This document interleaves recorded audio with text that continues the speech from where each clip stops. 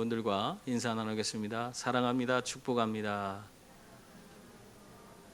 또 한 번 하겠습니다. 메리 크리스마스.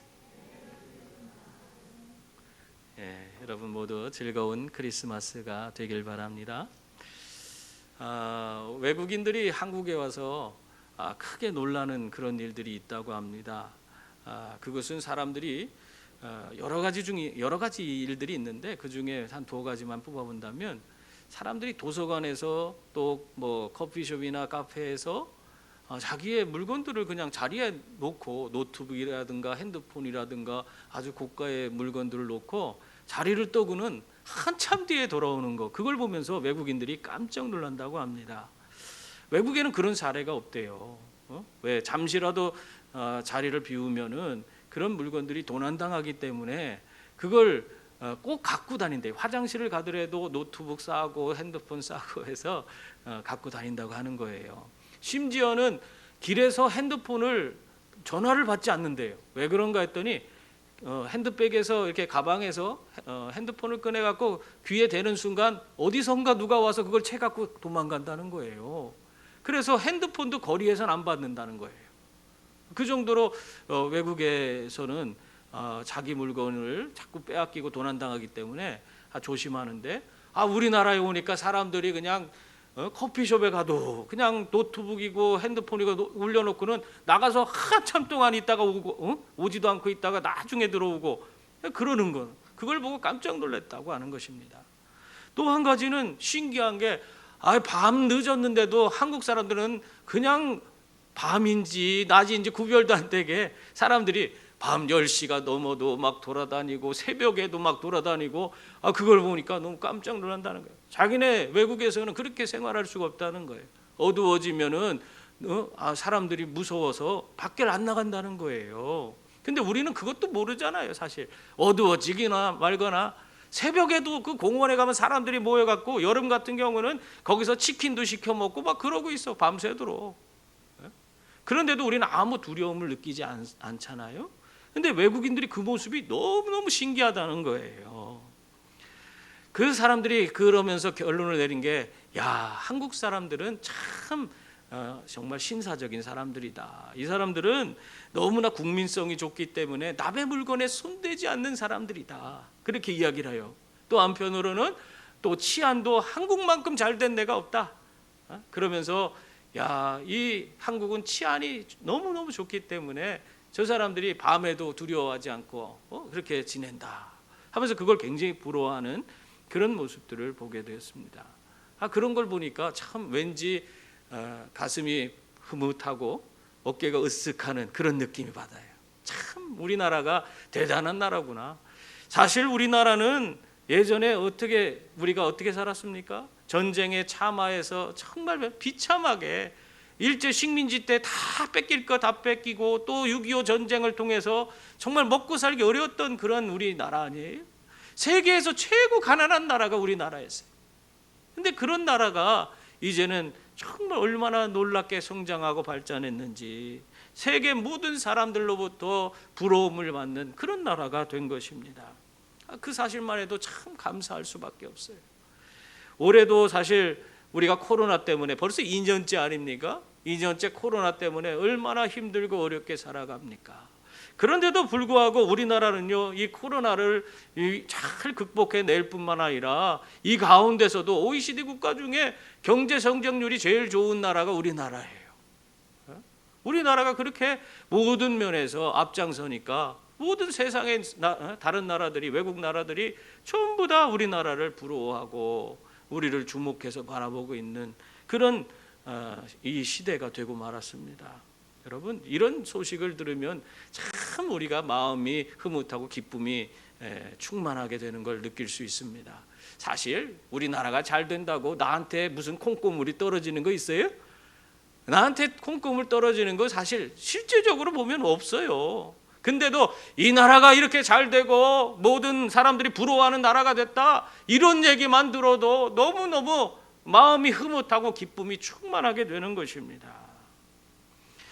이렇게 한 나라가 잘 성장하고 잘 된다는 얘기만 들어도 이렇게 흐뭇한데, 이 세상의 모든 나라, 모든 그런 인류를 구원하실 예수 그리스도, 그들에게 그 죄악 가운데에서 영원한 형벌, 지옥에 던져져서 고통 가운데 있을 사람들을 구원해 주실 메시아가 오신다는 그 얘기, 그 소식은 얼마나 기쁜 소식이에요. 우리나라 잘 되는 것도 기쁜데 우리 모든 인류가 잘 먹고 잘 살고 정말 행복하게 될 수 있는 길이 예수 그리스도로 말미암아 주어지는 그런 소식을 듣게 된다면 그것만큼 더 큰 기쁨은 없는 줄 믿습니다. 오늘 말씀해 보면요, 양치는 목자들이 천사로부터 예수 그리스도의 탄생, 아기 예수의 오시는 그 탄생에 대한 이야기를 듣게 됩니다. 여러분, 이 목자들이 참 어떻게 보면 어느 누구보다도 빨리 예수님의 오시는 그 탄생의 그 소식을 누구보다도 먼저 들을 수 있었어요. 그랬기 때문에 이들은 또 다른 사람들이 예수님 앞에 가기도 전에 먼저 쫓아가서 예수님, 아기 예수님, 이 땅에 오신 우리의 구원자이신 예수님을 먼저 만나고 그분 앞에 경배할 수 있는 그런 특권을 누리게 됐던 것입니다. 여러분, 이 목자들이 대체 누구이기에 이러한 큰 은혜와 축복을 누릴 수 있었던 것입니까? 이 목자들이 무슨 특별해요? 그렇지 않아요. 이 목자들은 특별할 것도 없고 유별날 것도 없는 그런 사람들이었습니다. 그냥 평범한 양치기에 불과한 거예요. 평범한 사람이에요. 그런데도 그 밤에 예수님께서 태어나시는 그 밤에 깨어 있었다는 그 사실 하나만으로, 깨어 있었기 때문에, 다른 사람 다 잘 때 그들은 깨어 있었기 때문에 천사들이 와서 아기 예수 탄생을 그들에게 알려준 거예요. 깨어 있었기 때문에. 여러분, 이 아기 예수는 보통 예수가 아니잖아요. 정말 이 아기 예수는 구약의 수많은 예언자들이 예언한 그런 메시아였던 것입니다. 더 나아가서 그 아기 예수는 어떤 이 세상에 정말 모든 인류를 구원하고 이 세상의 모든 불의함을 제하고 새로운 하나님 나라 신천 신지를 이루실 그런 분이시라는 그 사실을 예언을 통해 우리에게 들려주던 그 메시아였습니다. 그런 메시아를 우리가 그 메시아의 탄생의 소식을 먼저 들을 수 있다는 거, 그것만으로도 우리에게는 엄청난 은혜인 줄 믿습니다.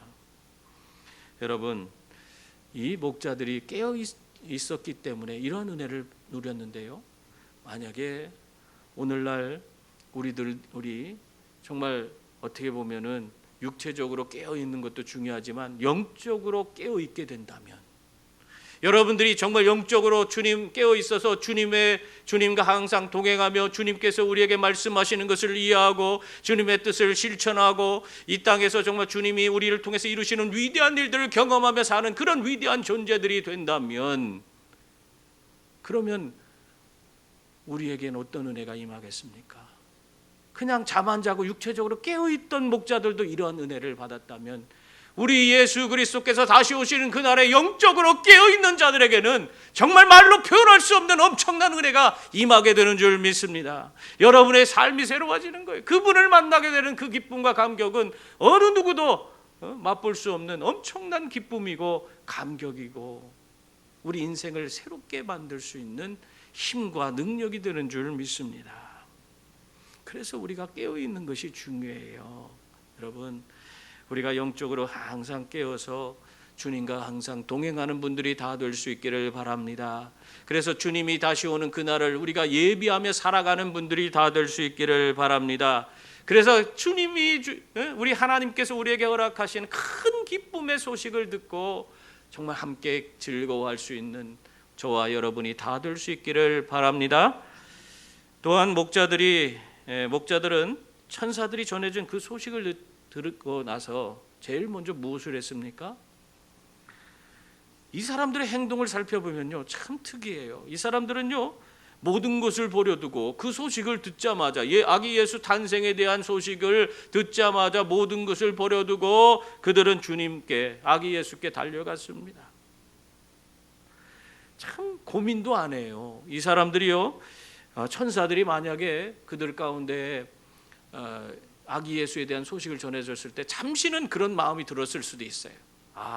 지금 우리가 아기 예수 경배하러 가야겠다. 근데 우리 양 떼는 어떡하지?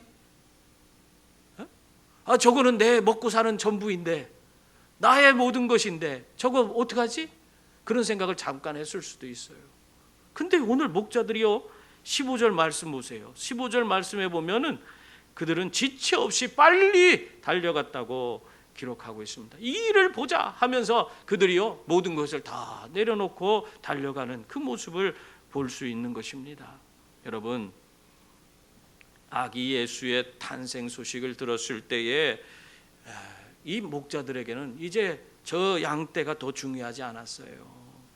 자신들의 먹고 사는 그런 문제가 더 중요한 그런 문제가 아니었던 겁니다. 그래서 그들은 자기의 모든 것이 되는 양떼를 그냥 들판에 버려두고 그냥 아기 예수를 영접하러 아기 예수께 달려갈 수밖에 없었던 거예요. 왜?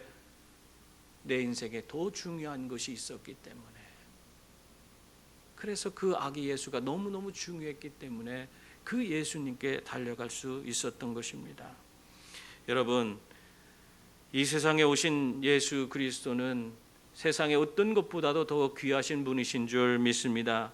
그러므로 여러분의 것을 내려놓고 주님 앞에 나아가는 그 은혜를 누릴 수 있는 분들이 다 될 수 있기를 바랍니다. 내가 세상에 있는 거 다 움켜쥐고 내가 정말 내 먹고 사는 문제 다 그거 붙들고 있으면서 우리가 예수 그리스도께 나아가고 그분을 영접하겠다 하는 것이 쉬운 일이 아니에요. 내 먹고 사는 문제의 그 주인이신 그 모든 것을 해결해 주실 수 있는 우리 예수 그리스도를 내 삶에 영접하는 것보다 더 중요하지 않습니다. 그것들을 내려놓으면은 주님이 그 내 먹고 사는 문제를 책임져 주시는 분이시기 때문에 얼마든지 다시 채워주실 수 있는 분이에요. 그렇기 때문에 내려놓고 달려가야 돼요. 목자들처럼 모든 것을 내려놓고 달려가야 됩니다. 목자들은 양을 치던 들판을 떠나 마구간으로 이 아기 예수 만나기 위해서 달려갔어요. 다시 이 말은 뭐냐면 자신들의 삶의 터전을 버리고 예수님께 달려갔다는 거예요. 이러한 과감한 결단이 없이 우리가 주님을 맞이한다는 거, 그건 불가능한 거예요. 예수 그리스도를 우리의 삶에 온전히 모시고 그분으로 말미암아 주어지는 놀라운 은혜의 삶을 살아가는 것은 우리가 이러한 결단을 통해서 이루어지는 것입니다. 내가 움켜쥐고 있는 세상적인 것들을 내려놓을 때에 우리는 예수님을 온전히 영접할 수 있는 거예요. 그분 앞에 달려갈 수 있는 거예요.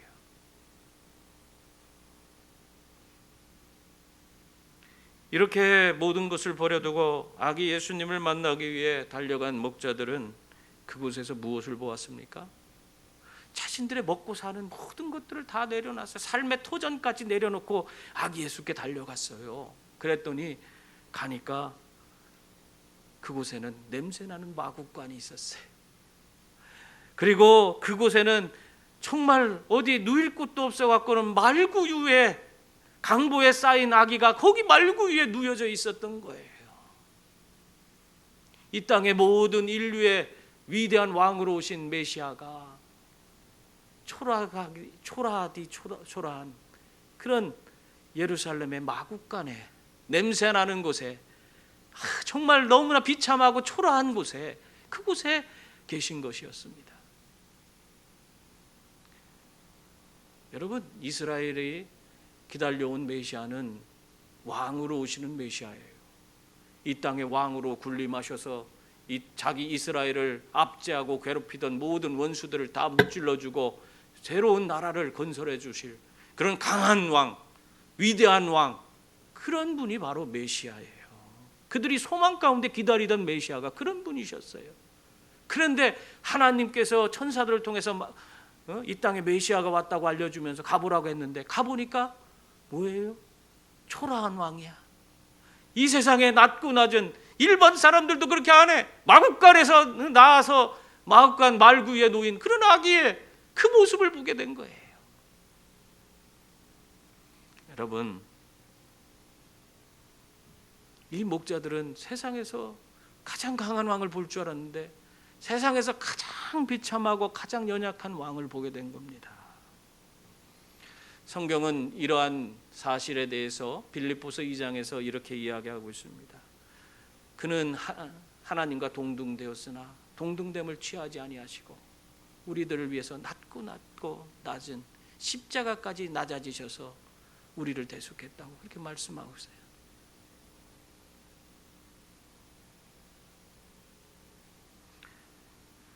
우리 주님은 영광의 자리에 오신 것이 아니라 고난의 자리에 오신 것입니다. 그분이 바로 우리를 구원하실 메시아입니다. 여러분, 이러한 주님의 낮아지심이 있었기에 저 천상의 영광의 자리를 버리고 이 땅의 낮은 십자가까지 낮으셔서 자기의 육신을 찢으시고 물과 피를 온몸에서 다 쏟으시고 우리를 대신해서 십자가에 달려 죽으셨기 때문에 우리가 오늘 구원받아 주님을 영접하고 주님 안에서 영생과 천국을 누리는 복된 자가 된 줄 믿습니다. 그래서 우리 예수 믿는 사람은 이 낮아지신 예수님의 그 본을 따라서 우리가 철저히 이 땅에서 희생하고 섬기는 그런 삶을 살아야 하는 것입니다. 그것이 예수를 드러내는 거예요. 우리의 삶의 뭘로, 여러분의 잘 먹고 잘 사는 걸로 예수님 드러낼 겁니까? 예수님이 그 안에 있습니까? 우리에게 큰 은혜와 사랑을 베풀어 주신 예수님, 그 사랑을 힘입어서 우리가 낮아지고 섬기고 사랑하며 우리 안에 계신 주님을 드러내는 그런 분들이 되어야 하는 것입니다. 헨리 나우엔이라고 하는 유명한 신학자요 교수인 그런 분이 계십니다. 이 헨리 나우엔은 참 책도 많이 냈어요. 우리나라에도 소개가 많이 돼 있어요. 서점에 가면 헨리 나우엔 책이 엄청 많이 있습니다. 이분의 참 대단한 분이에요. 그래서 세계적으로 이분이 참 모든 사람으로부터 대단한 신학자다 인정받고 그 사람의 그 글을 서로 읽으면서 도전받고 그러면서 그 헨리 나우엔이라는 인물에 대해서 우러러보는 그런 일이 벌어졌어요. 그럴 때 갑자기 이 헨리 나우엔이 사라져 버렸습니다. 헨리 나우엔이 교수직도 다 버리고 신학 교수인데 다 버리고 그 지위를 버리고 철저히 모든 것을 다 내려놓고 어디 시골에 가서 거기 시골에 있는 정신지체 아들을 돌보는 그 기관에 가서 섬기기를 시작했어요. 여러분, 우리라면 할 수 있겠어요 그거? 내가 지금 세상에서 모든 사람들이 우러러보는 사람이 됐어요. 내가 세상적으로 성공한 거야. 교수로서도 이름을 날리고 신학자로서도 이름 날리고 모든 사람들이 내가 기록한 책을 보면서 감동하고 막 그런 지금 모든 사람들이 나를 부르고 나를 초대하길 원해요. 그런 자리에 있었는데 그 모든 것을 다 버리고 시골에 가서 정신지체 아들을 돌보기 시작해. 많은 사람들이 왜 저런 일을 할까? 저분이 왜 갑자기 신학교 교수직을 다 때려치고 왜 저기 가서 저렇게 정신지체 아들을 돌보고 있을까?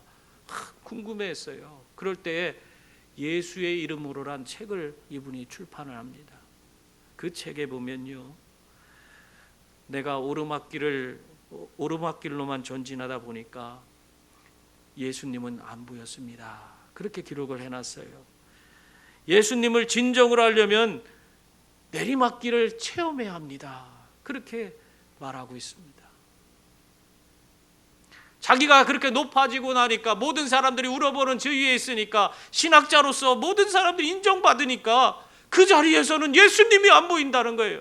예수님이 안 보여요. 내 삶에 함께 하시는 예수님이 보이지 않아서 그는 과감히 그 모든 것을 내려놓고 가장 낮은 데 가서 정신지체 아들을 돌보면서 거기서 예수님을 만나게 됐다. 그 말을 하고 있는 거예요.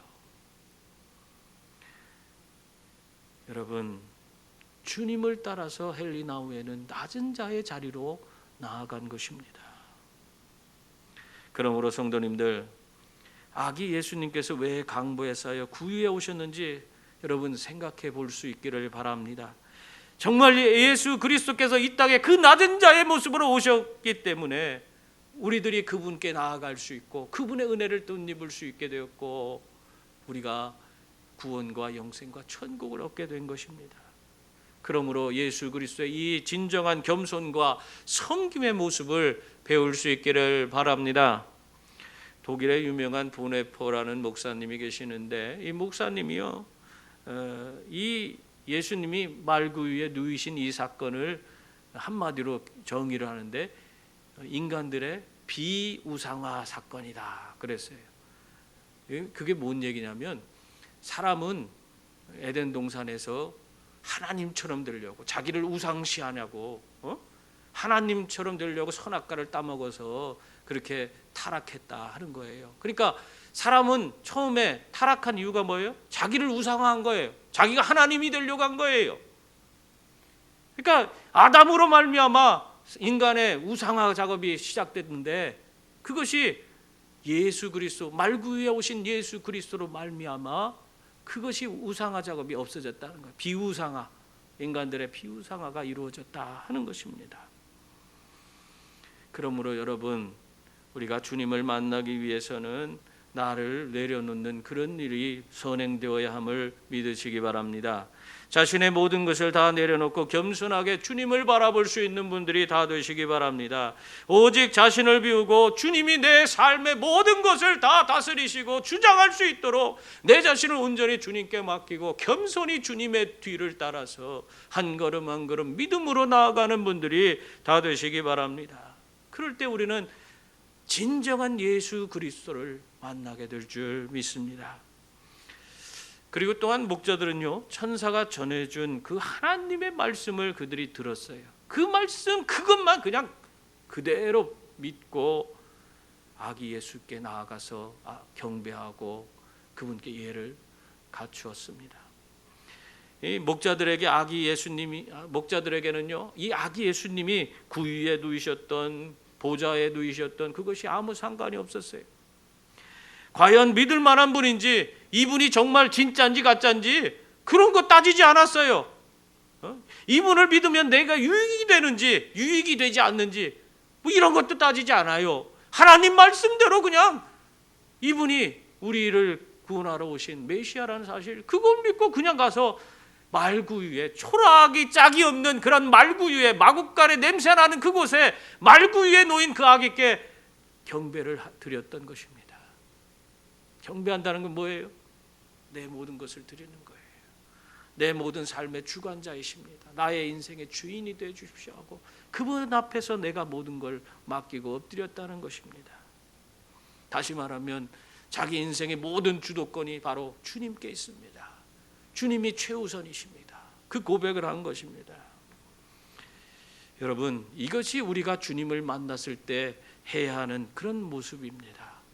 이렇게 주님을 내 인생의 가장 중요하신 분으로 최우선으로 삼고 그분 앞에 내 모든 것을 다 내려놓고 부복하며 경배하는 자들이 될 때에 우리는 주님을 온전히 만나고 주님이 주시는 큰 기쁨을 누리게 되는 줄 믿습니다. 우리 마음의 중심에 예수 그리스도가 있어야 돼요. 어느 집에 불이 났어요. 주인이 황급히 막 뛰어들어가서 막 정신없이 자기가 얼마나 고가의 그 그림을 사놓은 게 있는데 그 그림을 꺼내고 또 뭐 금붙이 뭐 귀한 것들 막 다 꺼냈어요. 그리고 나서 딱 나왔는데 앞불사 생각해 보니까 아들을 두고 나왔어. 그래서 정신없이 또 들어가려 했지만 이미 시간은 늦었어요. 그 아들은 죽고 말았습니다. 그래갖고 그 뒤에 가서 내가 이 그림이 뭔 사양이고 내 이 금붙이들이 뭔 소용이 있냐 하면서 그걸 그 불 가운데 집어 던지고 울고불고 난리쳤지만은 이미 불 가운데서 아들을 건지지 못했는데 그게 무슨 소용이 있어요? 이미 끝난 건데. 그렇게 한다고 뭐 아들이 살아 돌아옵니까?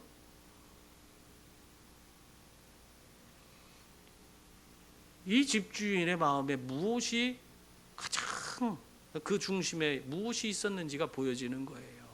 그가 가장 중요하게 여긴 것이 뭔지. 아들을 중요시 여겼다면 아들을 데리고 나왔겠지. 근데 세상적인 물질을 중요시 해갖고 그림, 비싼 그림, 그 비싼 금붙이들 그거 찾아서 그것 나오냐고 아들은 팽개치고 나온 거예요. 여러분, 우리들의 중심에는 무엇이 있습니까? 나는 무엇을 정말 가장 귀하게 여기고 있습니까? 이 땅에 오신 예수 그리스도를 가장 귀한 분으로 여러분의 중심에 모실 수 있기를 바랍니다. 오늘 목자들은 오직 하나님의 말씀을 붙들고 그들은 믿음으로 예수님께 나아갔습니다. 그러자 눈에 보이는 것에 좌우되지 않고 환경의 변화에 흔들리지 않는 그런 신앙을 갖게 됐어요. 그래서 예수님께 나가서 자기 인생을 맡기고 엎드려서 경배할 수가 있게 된 겁니다. 비록 초라한 강보에 쌓인 그런 아기 예수였지만은 그 앞에서 하나님 말씀 붙들고 말씀대로 이루어질 것을 믿고 그 아기 앞에서 경배할 수 있었습니다. 우리가 예수 믿는데 너무 상황과 환경을 따지는 경우가 있어요. 예수 그리스도께서 우리에게 오셔서 우리에게 여러 일들을 맡기실 때도 마찬가지예요. 내 여러 가지 처지와 형편을 생각하고 여러 가지를 계산해요. 이것이 나에게 유익인지, 내가 이걸 하면은 나는 손해가 뭔지, 이런 것만 따지고 앉았어요.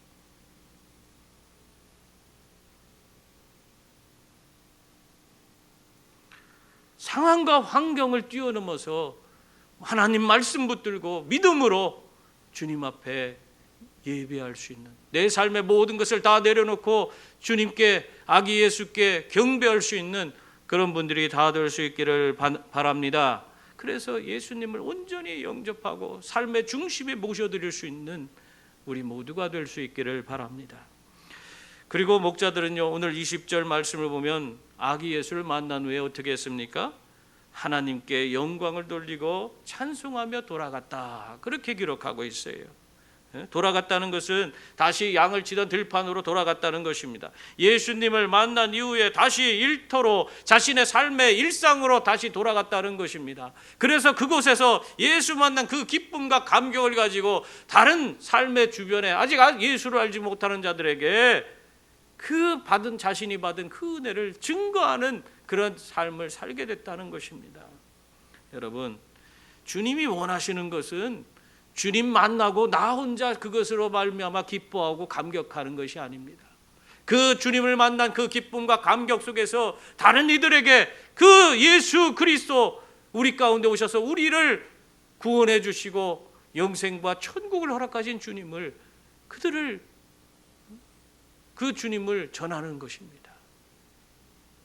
그것을 우리 주님이 원하세요. 우리 예수 믿는 사람들의 사명이 바로 거기에 있습니다. 그러므로 사랑하는 성도님들, 영적으로 깨어 있어서 큰 기쁨의 소식을 듣고 모든 것을 다 내려놓고 주님께 나아가는 분들이 다 될 수 있기를 바랍니다. 그래서 주님으로 말미암아 주어지는 큰 기쁨과 평안함 가운데에서 주어진 사명 잘 감당하는 우리 모두가 될 수 있기를 주님의 이름으로 축원합니다. 기도하겠습니다. 은혜로우신 하나님 아버지, 우리가 주님 앞에 영적으로 항상